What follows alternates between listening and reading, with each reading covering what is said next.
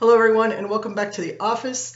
Today, we're going to talk about political communication generally, obviously, but I also want to address your midterm exam, which I said was going to be this week, but we're going to have to push it back just a little bit, not too much, and certainly won't knock us off of schedule. So let's begin today by first talking about what we've read over the course of the past 2 weeks, because I've given you a lot of reading material, and I just want to make sure that we understand why we're reading what we're reading.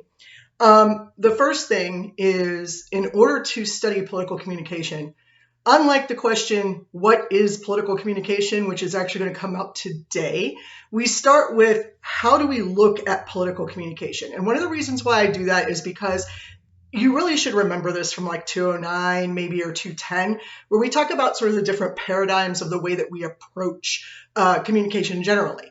For example, most of us in our faculty actually approach it from a very sort of humanistic, interpretivist, constructivist, I've heard, way of talking about communication theory generally. And that means that, if most of us come from that viewpoint, chances are good, whether you're taking interpersonal or organizational or intercultural, does not matter what the sort of predicate adjective is, that you're studying communication from that point of view. And I certainly do fall into that humanistic, interpretivist position as well. And we'll talk more about that in a minute. So you've read also different kinds of studies that produce different kinds of data. And a lot of times I end up reading books that say, here's how to study political communication without data, because there are so many shortcuts and so many sort of stereotypical sort of guesses that we can make based on past behavior. And if you recall, in the beginning of this semester, I said that all of our models have been thrown out, that we just are scattering to find a way to study political communication in any semblance of the way that we used to. Well, part of that reason is because in 2016, there was just a busting of all of our models, all of our predictive ways that things were done. And what I mean by that is that there were traditions that were broken. There was public policy that was being made in ways that we had never seen before. And those things change your system. They don't just change the way we talk about politics, but they actually change the system. And therefore, the way that we study it goes out the window for the most part, because none of this has happened before, which means we can't predict what's going to happen next. Some of you might pay attention to Dr. Phil. If you do, I don't, but my sister does. So if you do, I hear his platitudes a lot. Apparently, past behavior always predicts future behavior. And academic research, to some extent, relies upon that. We rely on sort of what we call the foundational principles of our courses of study. So when we talked about party politics, for example, that meant that people went into the voting booths and they saw an R or they saw a D and they went R or D, and just the whole ballot in Pennsylvania up until, I was still living there, when you could still just vote at what's called a straight ticket, meaning you just go in and pretty much say Democrats all the way and walk out, or Republicans all the way and walk out. That was a very contextual way to vote for a very long time, in the sense that the context of that point in history made it such that we could actually do that you could predict the sort of voting patterns of people, whether they were Democrats or Republicans.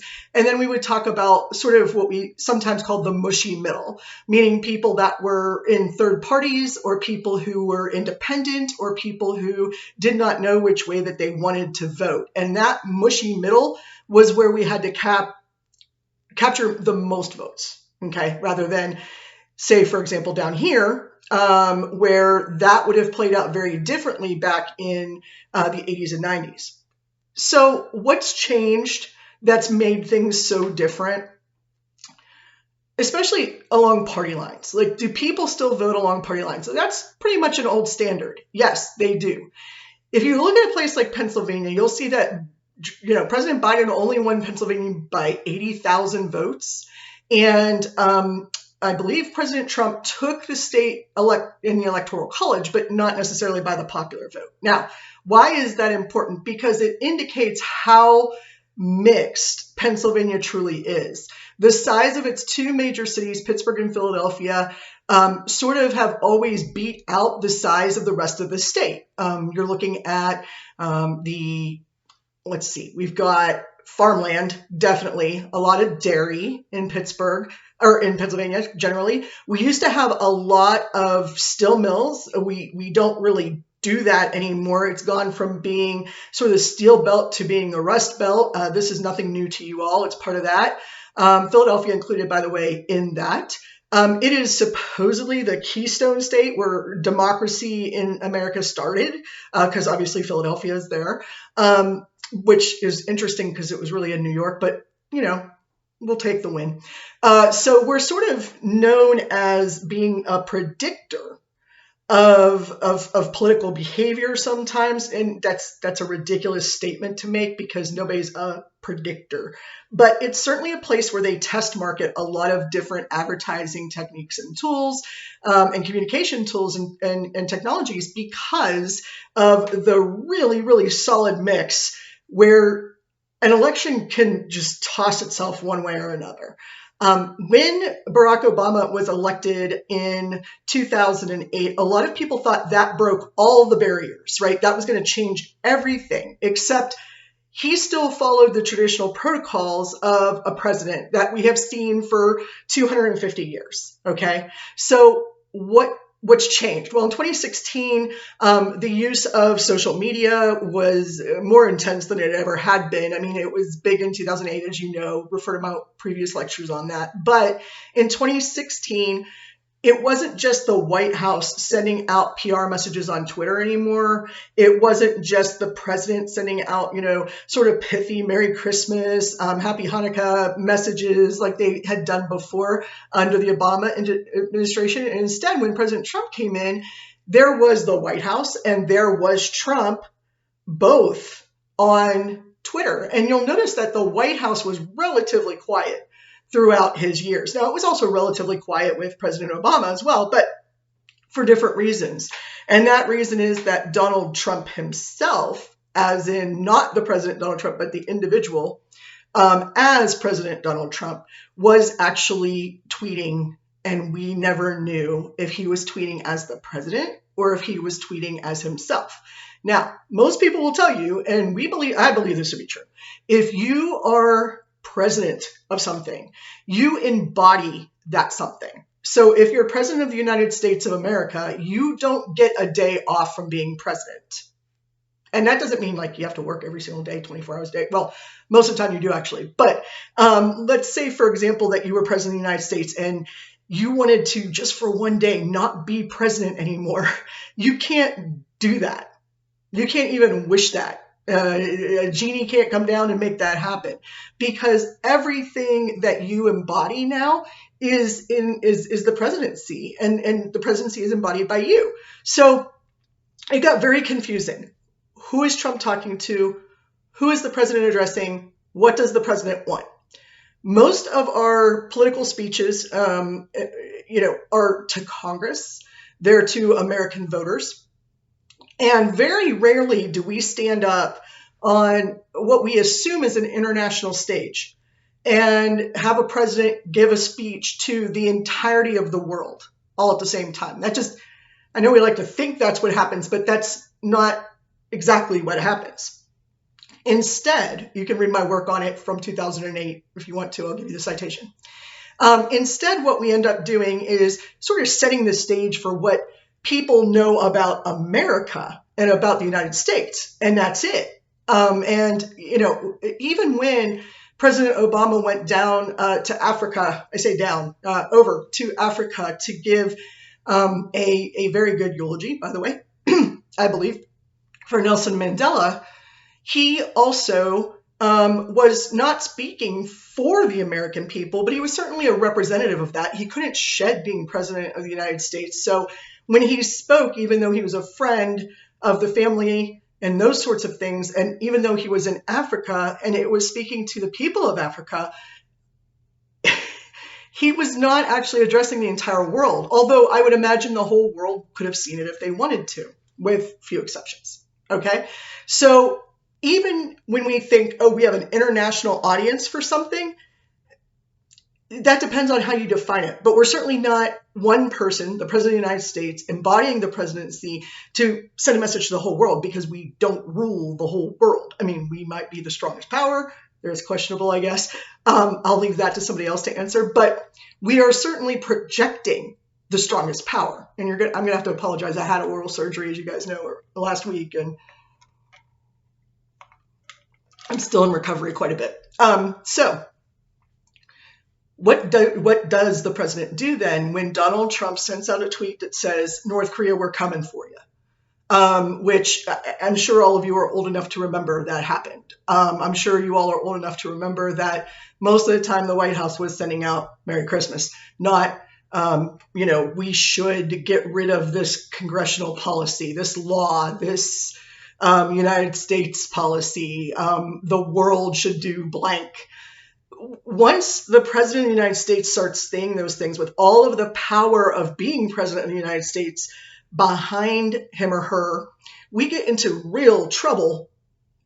And I realize I should include all genders, because hopefully someday all identifiers will be able to be president, and that just won't matter anymore. But whoever they are, and they are representing the power of the United States of America behind them. And so, there are literally people who might be out in the international world, in the world, who are wondering, is that a message to us?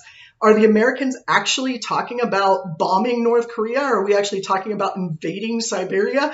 I mean, take your pick. I don't know that you can invade Siberia, but you get the idea that we don't know. Americans, United States citizens, did not know all the time what was being told said by the president of the United States, and what Donald Trump felt he was saying as himself and not being president of the United States. That's where things broke down. Now, I am not blaming, just so we know, Donald Trump for that change, because he was certainly not the only one to employ it, but he was the first, and he also was the president of the United States. So when Congress people started getting on Twitter and attacking each other, we were just like, what is happening? Now, personally, I find it entertaining to watch Congress people go back and forth against each other. And, I don't know, they sort of like critique each other's state and stuff like that, which is sort of akin to watching Parliament. If you've ever had C-SPAN on, or C-SPAN 5 or whatever, I don't have cable anymore, but I used to sit there and just watch Parliament because it was highly entertaining, right? But when we put that out there on social media, remember, this is not political times media. This is social media. This is where we're having fun. We're sometimes joking. We're sometimes serious. We're sometimes throwing mud at each other. We're sometimes apologizing. I mean, there's so much that goes on there that if someone is trying to make policy, that could become a very scary situation for people across the country and also internationally. And that's where the problem begins, because we know that Congress people can't single-handedly start a war or send off warheads, or cannot single-handedly change policy. But the President of the United States often can, if not change policy immediately through an executive order. They can do it in very few steps, and they can overcome whatever hurdles they might have. Like balance of power, sure, we have that thing, but there are so many loopholes around it that it gets very, very murky when you have a president of the United States, as president of the United States, tweeting as themselves and thinking that they can tweet just as themselves. I'm hoping this explanation makes sense to you, because it ties together everything you probably know about persuasion and politics right now, which is to say that the weight of your words are it's sort of derived from your credibility and the name you go under, right? Congressional, state congressperson, a United States senator, president of the United States, vice president of the United States. By the way, if anybody's seen Vice President Harris, please let me know. I don't know where she is or what she's doing right now. And I don't know if I am worried about that or if that's cool, because here's the thing. Vice presidents oftentimes are not seen for like the entirety of, I don't know, President Obama's 8 years. Mike Pence was a little bit more visible, but he certainly wasn't loud or anything. So people who are saying, I don't know where Kamala Harris is, well, congratulations. We didn't know where Mike Pence was half the time. We didn't know where Joe Biden was half the time. And that goes, by the way, all the way back. So one tradition we can pretty much count on right now is that the vice president doesn't have that much power. Wait a minute, can we? Yes. But structurally, that was challenged, right? Because President Trump called on Mike Pence Vice President Mike Pence at the time, to please overturn the election results from certain states, from a certain number of states, so that he could once again win the Electoral College vote. And Vice President Pence, to his credit, decided not to do that. And so there was a challenge to sort of the American process of electing a president. And therefore, in those moments between one president and another, when that was sort of like destabilized, we had real concern about who might come in and attack the United States in some way. Cyber terrorism was a real worry. There was a question about the United States' power at that time. I don't know why I keep saying America. We both know there's a difference. But the United States' power at the time was in question. It was a murky area because there was a challenge. And so a lot of people refer to that as a constitutional crisis. The question when you have a constitutional crisis is not, is the Constitution going to survive? It's, is the process of our democracy going to survive? And therefore, will our democracy survive? Right? So it's not just about like, oh, that's going to change the Constitution. It doesn't. But when you challenge the Constitution, we get a power sort of, I don't want to say vacuum, but a murkiness that is really questionable, especially on the international stage. So that's two things that changed greatly, right? We have a president who is seemingly attempting maybe, or just misinterpreted as trying to create policy on social media. And we have the challenge to the United States Constitution, which challenges democracy. All right. So those are probably the two main things that have impacted political communication. And now we can answer the question, what is political communication? The easy answer is to say, well, I always use Judy Pearson as my definition of communication. It is the process of creating and maintaining meaning, shared meaning, excuse me. It's the process of creating and sharing. Wow, I'm going to get this right. The process of creating and maintaining shared meaning. There we go. You don't need to know that. That's just my personal. I latched on to Judy Pearson's definition of communication when I was an undergrad, and that's what I've lived with. So why can't I just say, well, it is studying the process of creating and maintaining meaning, shared meaning, in the political arena? Why couldn't I just say that? Well, because it's more than that. Political, the term politics is not a context, right? Interpersonal communication is a context. You got two people. Small group communication is a context, although sometimes murky around the lines. For the most part, we know what small group communication is. Organizational communication is communication in an organization. Now, that goes a little bit further than that. I'll leave that to somebody else to talk about, but it's still contextualized, right?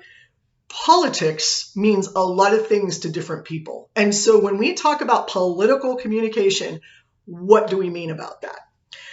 So I've got my notes over here. So if you see me sort of look this direction, that would be why. So how is, let's start with the easy stuff. How is political communication different from the study of, political science? Well, political science studies behavior.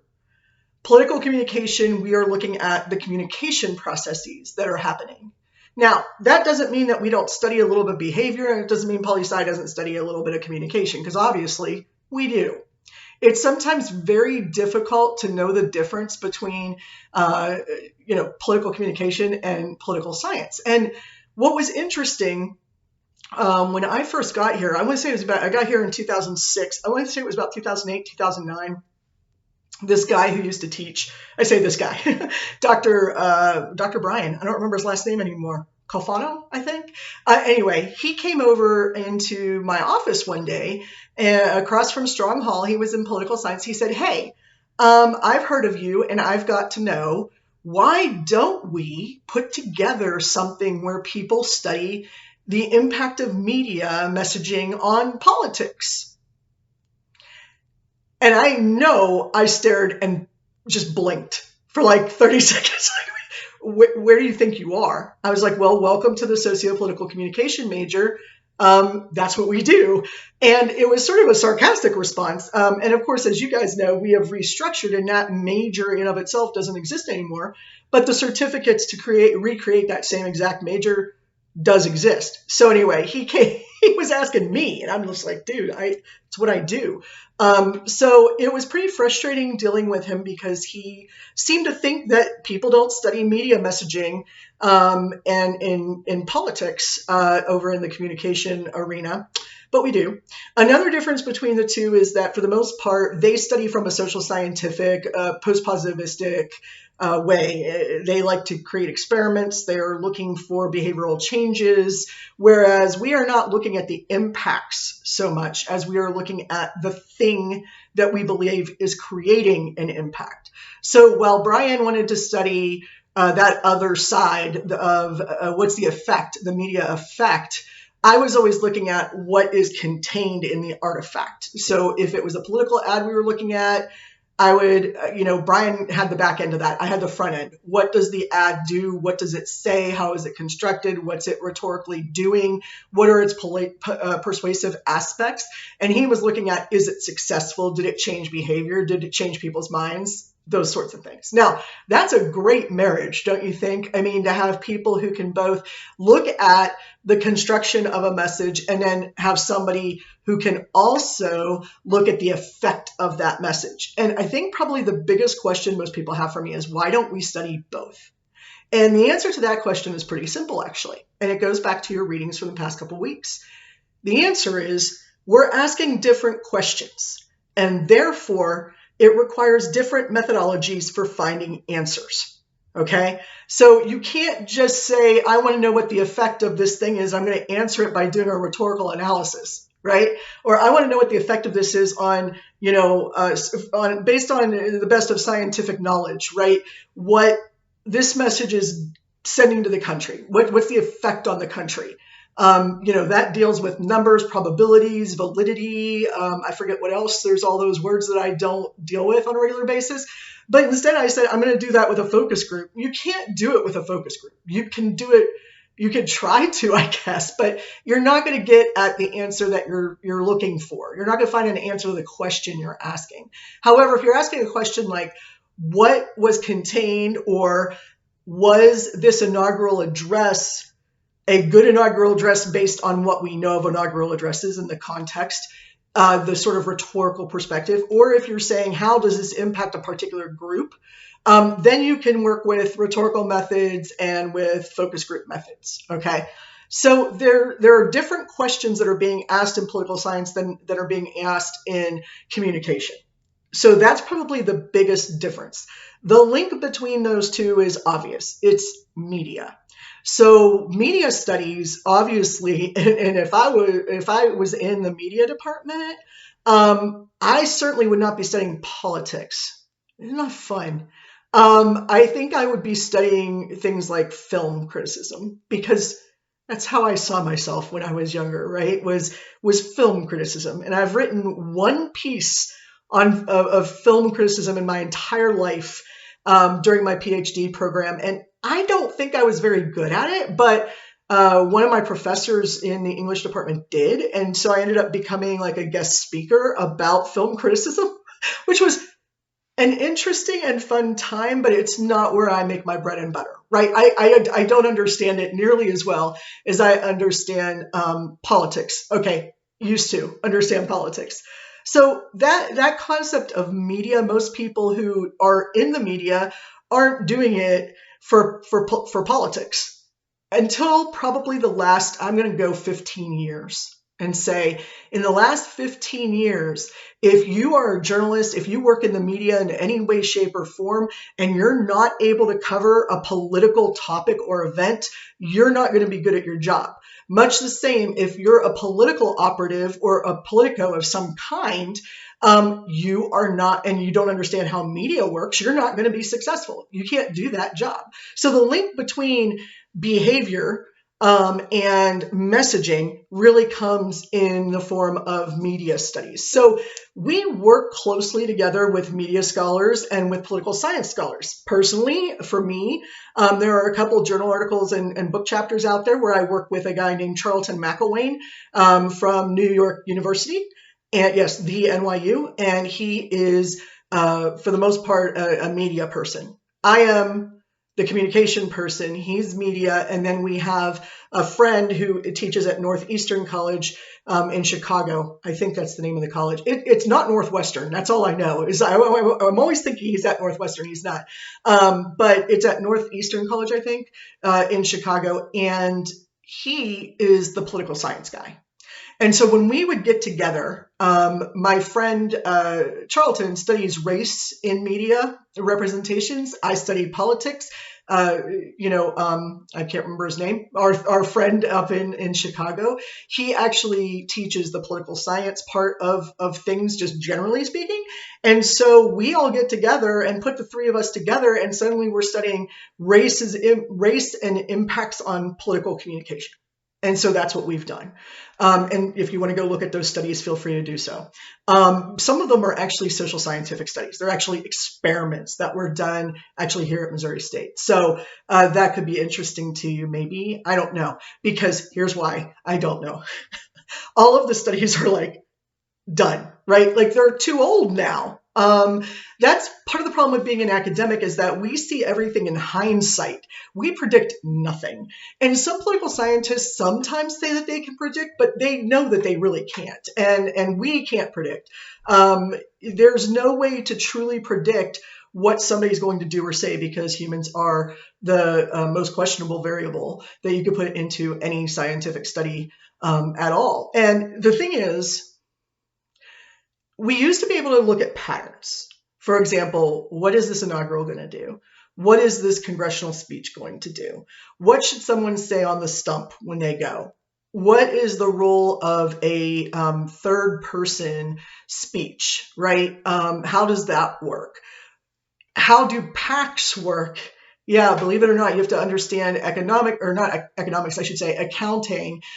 in political communication sometimes if you're working with PAC messaging, which most of us do, which I'm going to get to after the midterm exam. So we'll talk about that then. But there are things that we have to pull together in communication and politics that that a lot of other fields don't pull together at the same time. And to be honest with you, communication is in fact an art. Politics is usually a social science, and pulling an art and a science together is messy.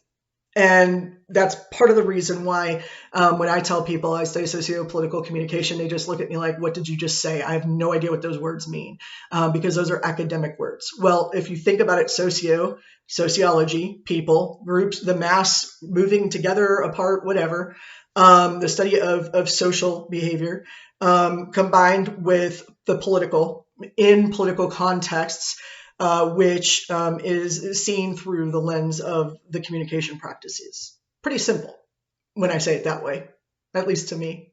I don't think to anybody else.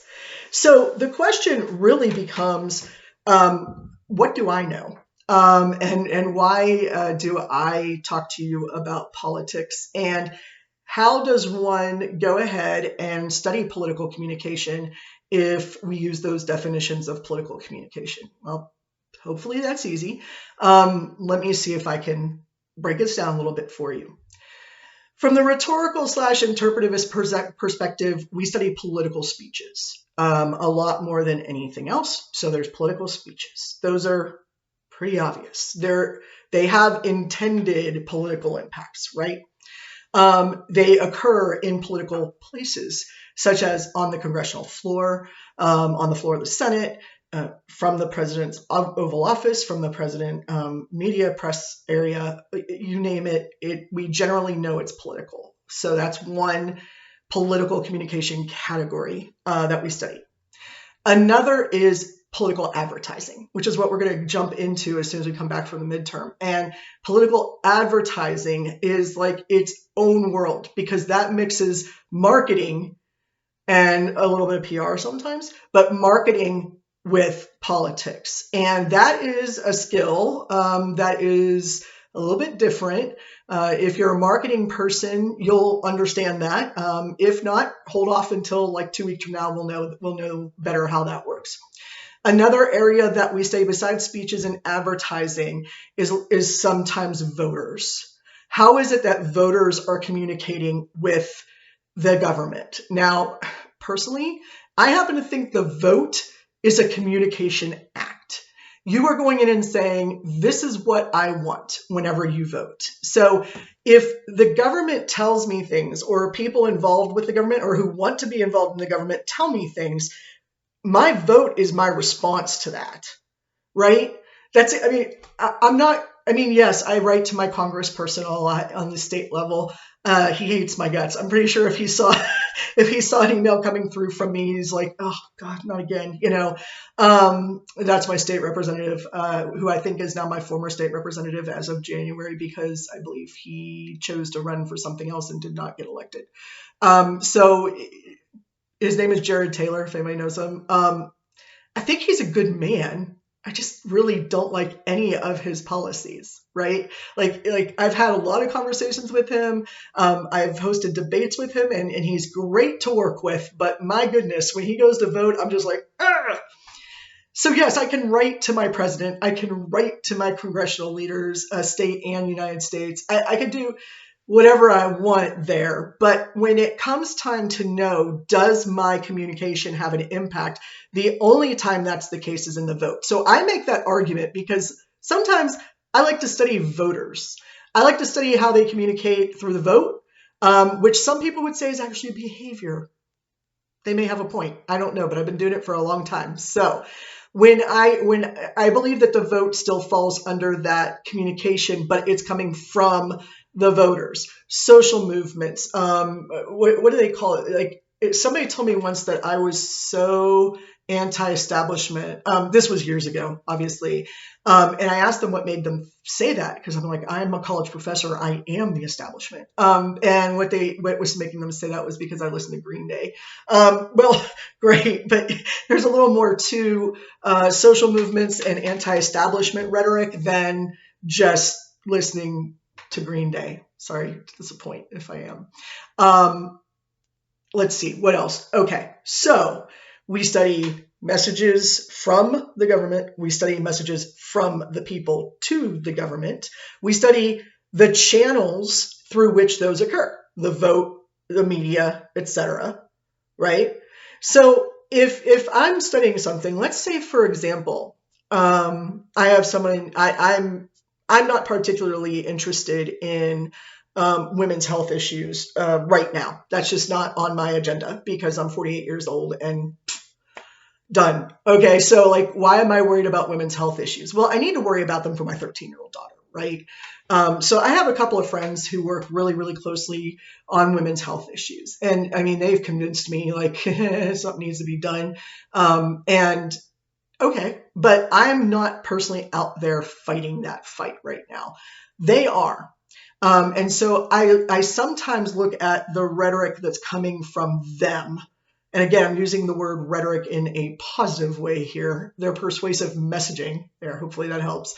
I'm looking at their persuasive messaging and saying, hey, you guys might try this tactic or that tactic.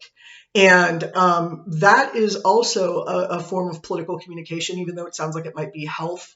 It might be public health specifically. There's a guy who's at Sam Houston State. He was at Texas A&M for a long time. He was the dean there, named Mike Stevenson. He studies studies effects, media effects on people, that scientific math thing that scares me so much. He and I got along really, really well, and he studied health communication. But he studied PSAs. So he was looking at public service announcements for example, skin cancer, why you shouldn't be out in the sun for extended periods of time. That's probably old hat to you guys, but back in the 80s and early 90s, that was a real discussion because there was a huge market. There we go. We're back into the economics of it. There's a huge market for sun tanning lotions, for aloe vera, for, copper tone, all these other trying to get darker, darker, darker, in getting your skin darker. And obviously that was only for a portion of the population. So, it was important that public service announcements were getting out to people, I guess. And that's what he studied for a long time, trying to make them more effective. At the same time, believe it or not, I knew someone who was living in Australia at the time, and they were a scientist. They were a chemical scientist for the most part. And he was studying how various different sunblocks work or don't work. And so I had like the messaging and the science together, which was great for me personally, I guess. I mean, I learned a lot, but what good does that do me in the academic world? Absolutely none. But it was fascinating. Now, is that a political issue? Probably not. Is it a public health issue? Sort of. Is it a public health issue that the government's involved in?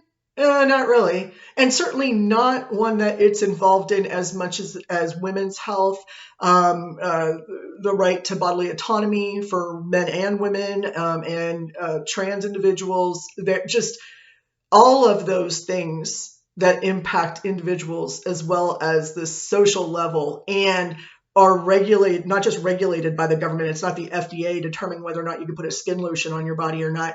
It's literally determining whether or not you can be who you want to be, make the lifestyle choices you want to make, etc. So it's a little bit different. And hopefully I'm explaining that well enough to say that when we talk about political communication, we're not just talking about politics from or in government settings.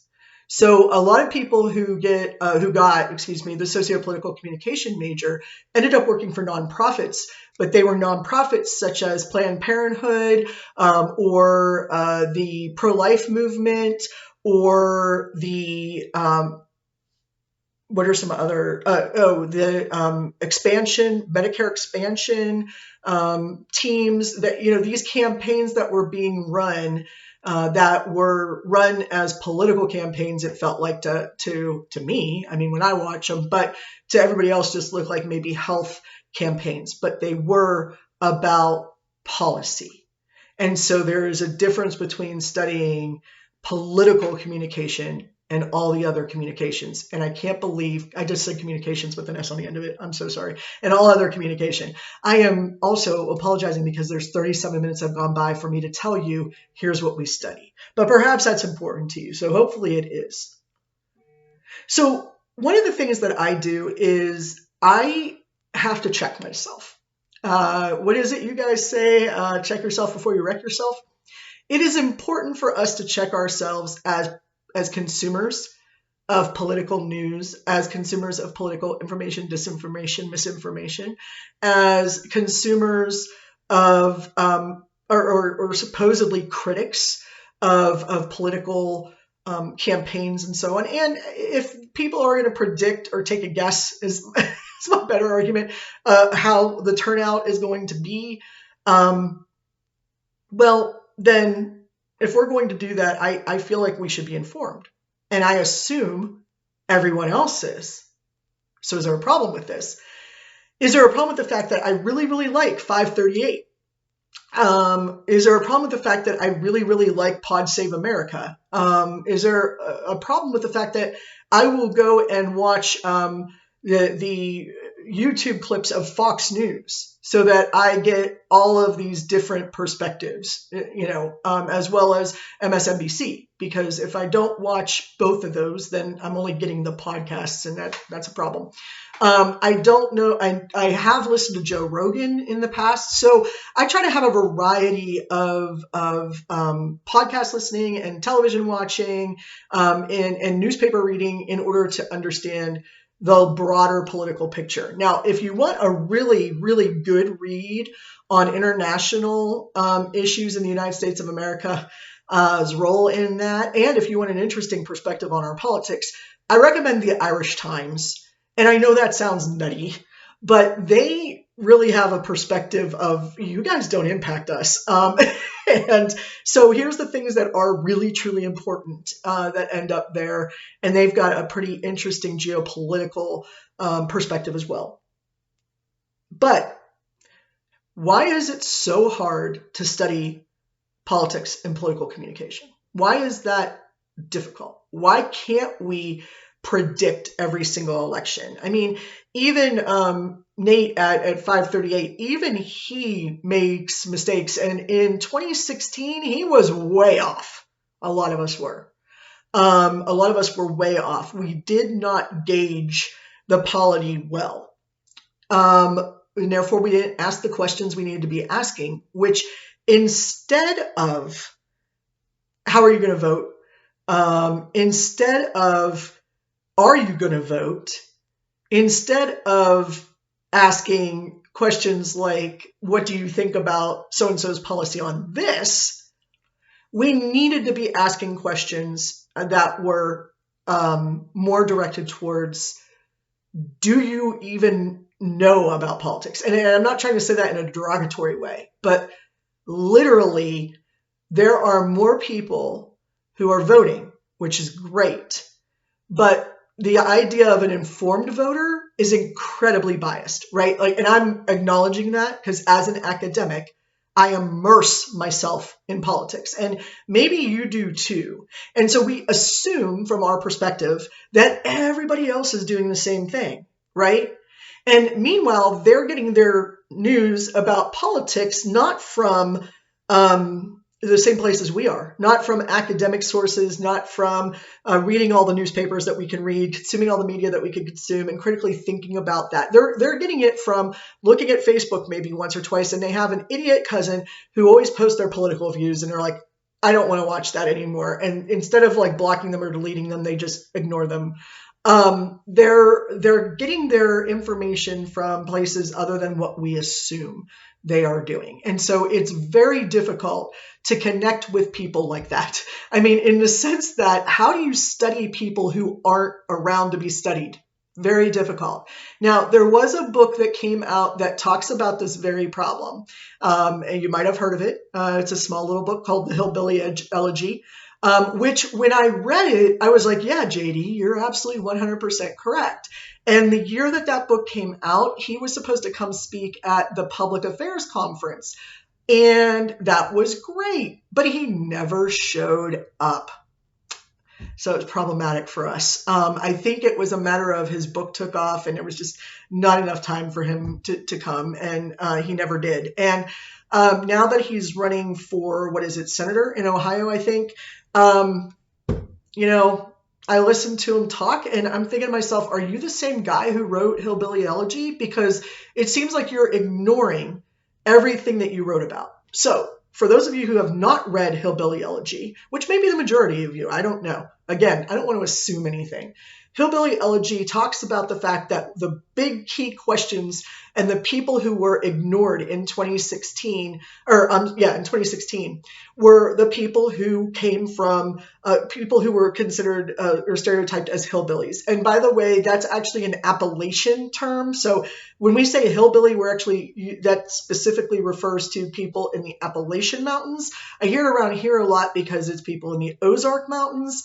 Okay, I'm actually okay with using the word hillbilly to not describe a region of the country, but to describe the behavior or their way of thinking, like a pattern of thinking, or their philosophy on life. I'm okay with that. But hillbilly, generally speaking, is considered uneducated or less educated than the general population.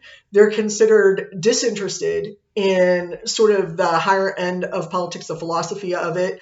They are considered disinterested in anything other than what is the immediate impact on me, which can't blame them for that. I mean, there are times where I'm like, do I go into the voting booth and think, inflation is really high. It costs a lot of money and gas to get here today.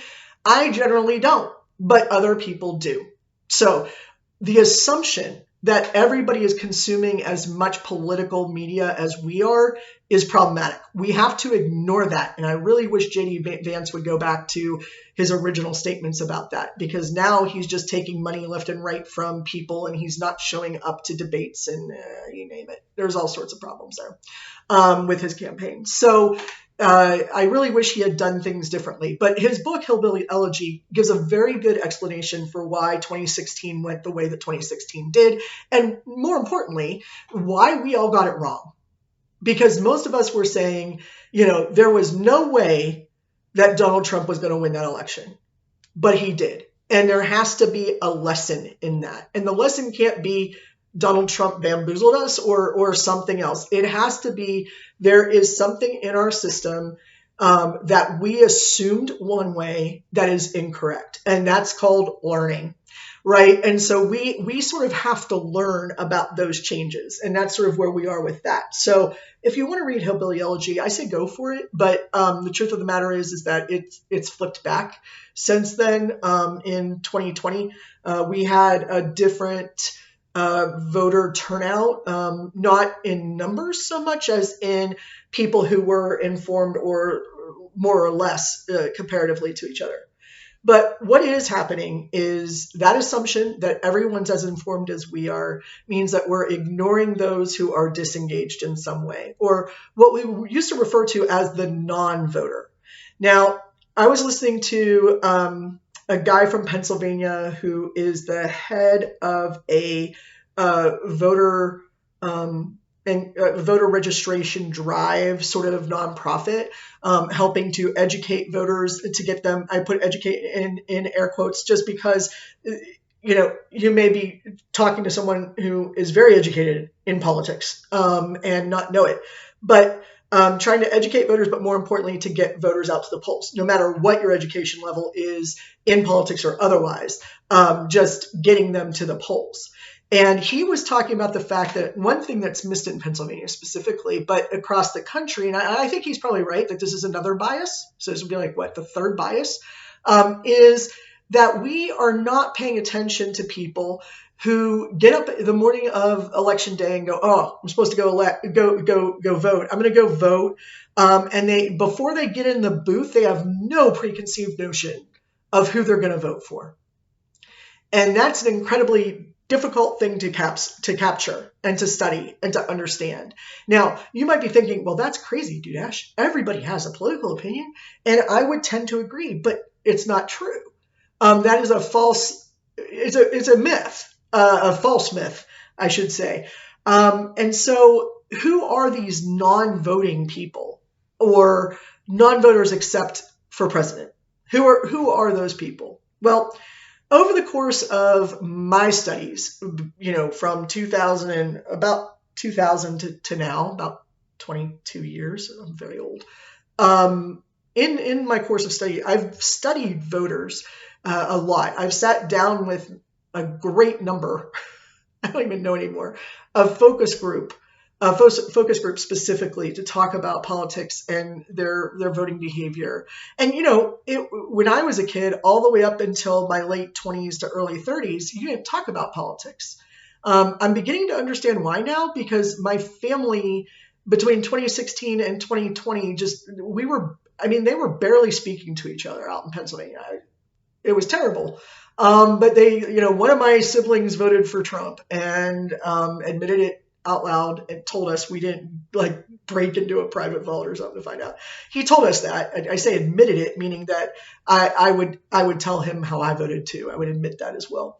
But he voted for Trump, and he said it in a group chat on our phones, and my family just went right on him, right? How could you do that? Because I was raised a Kennedy Democrat in Pennsylvania. I was raised a Union Democrat by my father. And so those preconceived notions that lead to what party we vote for, if someone breaks rank with that, what makes them break those ranks? Now, personally, I have voted for Republicans in my life. I have voted for Democrats. I have voted for both, but I was raised to be a Democrat. And so if I'm going to admit to my family that I voted for a Republican, no matter who that is, I better have a really good explanation for why. Otherwise, they're not going to listen to me at all whatsoever. In fact, they're probably not going to listen to me anyway. Because if I didn't go in and just do my party affiliation, I was not doing right? I mean, it's gotten better over the past 20 years or so. But still, that is the way that they think because of something very, very important that goes along with this behavior and with voting on the day of with no preconceived notion or going in with every idea, every bit of knowledge of who you're going to vote for. My husband makes me put up a sample ballot on the refrigerator, filled out for him, and says, "Just tell me how to vote, and I'll go do it." And okay, props to him. I guess he votes how I want him to vote. I certainly don't expect that. I didn't expect it. The first time he asked me to do it, I was just like, okay. But oftentimes now, I'm like, don't you want to make those decisions for yourself? And he's like, no, I don't want to think about it. And there's a lot of people who don't want to think about it, but who want to vote. So they go in with no preconceived notions. They go in with nothing. They don't talk about it with their families because their families are like mine and they don't want to talk about it, right? So how do we get to those people? And what is the difference between those people and us? It's not always education level. It's not always socioeconomic level. It's not always dining room tabletop issues. It's not always those things. And there's a big enough difference electoral college-wise, population-wise in different states, population in different counties, and so on. There is enough difference that they are the swing voters. They are the mushy middle. And that middle is getting bigger and bigger every election, it feels like. It's got a huge impact. So even though down here in Southwest Missouri, it is a known fact that there are a far greater number of voters that identify as Republican than Democrat. So if we all truly voted based on political party alone, no Democrat would ever get elected in Southwest Missouri. Now I'm talking about District 7, Congressional District 7, that Billy Long was our congressperson for a while now. It's up for grabs because he retired. But it's basically from Springfield, like the North Greene County border, all the way down to Arkansas, all the way over to Kansas and Oklahoma. I guess that's sort of a diagonal, but you get the idea. And so it's a large district. And in that district, the number of Republicans to Democrats is a ridiculous difference. But that's in party ID. Have we ever elected Democrats? Absolutely. So how does that happen? Well, it has to do with who's going to show up when and whether or not party affiliation means anything to them. It's really difficult to know that if you're working with a disengaged populace, right? So did I say populace? Polity is what I meant. Why are they not paying attention? Well, what are the different kinds of known voters? Let's go there. So when I was doing my dissertation, it is on something very important called generational replacement. Now, you may have heard about this in terms of a generational gap. There's no such thing as a generational gap. My youngest brother was born in 1981. Okay, technically, under some definitions, he would be considered a millennial. He rejects that and he says, I am a Gen Xer just like you guys. That's because when 1981 came along, January 1st, 1981 came along, it's not like somebody ripped off a piece of paper, a giant in the sky somewhere and said, okay, we're in a new generation. That's not how that works. So rather than generational gaps, like there's a big gap between me and my brother, which would be ludicrous, of course, that it's more of a replacement situation. It's sort of a rolling replacement situation. Now, for Gen Xers like myself, that's a real problem because we are the smallest generation. We're also incredibly boring and inactive for the most part. That's what they used to say, at least. And they probably are still somewhat right. I would rather curl up with my poetry and wear all black and cry for my mom than go out and take action. I think that's probably not representative of my entire generation, but it's definitely a part of us. But we're also the smallest generation because we encapsulate 1973 to 1974. If you don't know why that's important, in 1973, Roe v. Wade was codified. Okay, so the Supreme Court allowed abortion. And in 1974, there's a massive drop in new births. And that's for a lot of reasons, but I'm pretty sure that the Roe decision had something to do with that. I'm hoping, since it got overturned, that there's not going to be a huge population spurt. I wouldn't expect there to be. But in 1974, the year I was born, we're the smallest. We were always the smallest class all the way through high school and into college, honestly. And Gen X suffered greatly from that because it's an entire year out of 20 that people were not being born as frequently, and it took about 3 years to catch up again. So we're a very small generation, which means by the time we get up to where we're supposed to be having an impact, which is like right now, like in my late 40s and early 50s are considered to be the greatest impact. And then, of course, people over the age of 60 are a completely different generation, but they have a lot of impact too. We're not going to have that impact because we're going to replace a little bit of the boomers, but millennials are going to really come through behind us, and our generation will sort of get washed up. I'm pretty sure. The point is, despite my clearly biased feelings about that, the truth of the matter is that that's just the way generations work. People die off, people are born. People die off, people are born. And it's not in some set 20-year cohort or that has gaps in between them. Instead, that generational replacement changes the values that we have and changes our behavior. Therefore, if the vote was incredibly important to your parents, you're more likely to vote. If it wasn't, you won't. All right, so who are non-voters? Over the years, I've studied that not just generational replacement, but obviously generational replacement in the communication that people share and talk about politics. And I have found that in 2004 that the greatest number of people were between at that time between like 45 and 65 who wanted to talk about politics. They also believed that you had to be involved, but they were not likely to be involved. Right? So they sort of talked the talk, but wouldn't walk the walk. The generation older than them said, if you don't vote, you don't get a say. Like you have to vote. That is your civic duty. You must vote, which is the way my father was raised.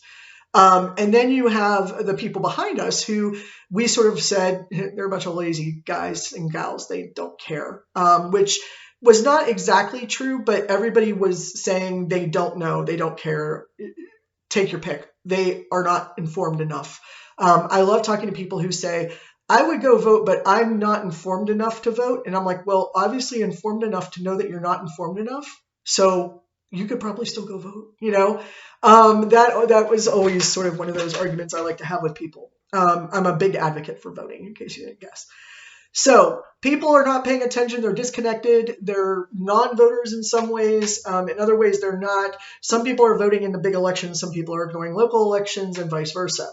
So who are they? Well, first we have what's known as the disconnected, but that term is aged out. So I'm going to say unplugged, plural of unplugged. Those people who do not plug in, those people who do not go onto Facebook looking for political or reading political statements or following links, right? Those people who are not affected by those pop-up ads that are very, very annoying. The second type are the I don't know why I don't vote. I just don't. That's my husband. He just simply doesn't know about politics and doesn't know why he doesn't vote. He just does it for me. Which, okay. The third kind, I believe that Doppelt and Scheer called them the irritables. They're the people who are angry at the world and don't feel like voting does anything. So they're just like, you know what? Forget it. I'm not going to bother with it. Why bother? There's too much of a difference between us all. We're never going to get together. Voting doesn't matter. And then you have the doers. These are people who say things, and I used to say this too, by the way, say things like, I volunteer and do a lot of stuff, so voting is not important. And for a long time, I felt that my civic engagement was just on the level of volunteering and doing community work and things like that. I thought voting was pointless. Turns out I'm wrong. And then finally, those who are alienated. Those who are alienated, meaning that the political system isn't working for them, it hasn't worked for them. They've fought and fought and fought, and they're tired. Voter fatigue is a real thing.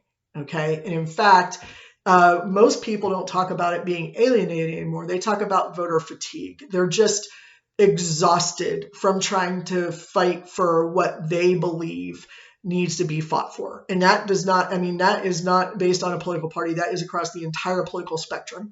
No matter what you believe, you're going to meet some people who are just like, dude, don't you ever get tired of talking about this? Why are we still talking about all of it? It's pointless. It's broken. It doesn't matter. And the danger for those people is the greater in number that they get, the greater risk we have of people feeling hopeless. And if people feel hopeless, not about the world or life, or, they're having bad thoughts or tendencies that we don't want them to have, I'm talking about not voting. They've given up hope that voting and that democracy works. Well, guess what's going to happen? The greater number of those we have, the more likely it is that democracy will fail. And so, therefore, to bring this back around to the beginning, one of the reasons why I study political communication is because I want to make sure that we don't get to the point where people feel hopeless. Okay. That's just a personal thing I've got going for me. I'm not going to say that's why everybody does this, but it's a good reason for me to stay motivated, to stay on top of politics, political events, etc. Okay, I'm gonna make sure I got through everything I wanted to get through. We go non-voters, types of non-voters. What is politics? Okay, I think we got it all. Now let's talk about your midterm. I said that your midterm was going to be due Friday the 8th, which I believe is in 5 days. That is not the case, because as I also promised, I will always give you at least a week to finish your exams. So it will be available online, and it will be done completely online. You can do it from your home. You do not need to come in. It is open book, open note, open whatever. And here's the deal. I give you a week in that I have it open for a week. You need to take the exam at some point during that week. Okay. It's going to be a short answer and short answer, short essay, meaning a couple of sentences, nothing more than that. So that's what it's going to look like. I'm going to post that by tomorrow morning. Tomorrow is Tuesday, October 4th. So I will post it by Tuesday morning. That means that I will leave it up until 1 week from that point, which would be the 10th. So if I have it up by 10 a.m. on Tuesday, tomorrow morning, then I will give you until 10 a.m. the following Tuesday to do it. If I'm a little later, I'll give you a couple more hours or whatever. The point is I give you a full week, a full 7 days to take that exam at your leisure, at your convenience. Does that mean you should write more and spend hours and hours upon it? No, it does not, because I don't want to read that. It should not take you more than an hour. Definitely. Okay. So if it does, it does. I mean, that's fine too. Take your time, do what you want, but I give you a full week to do it.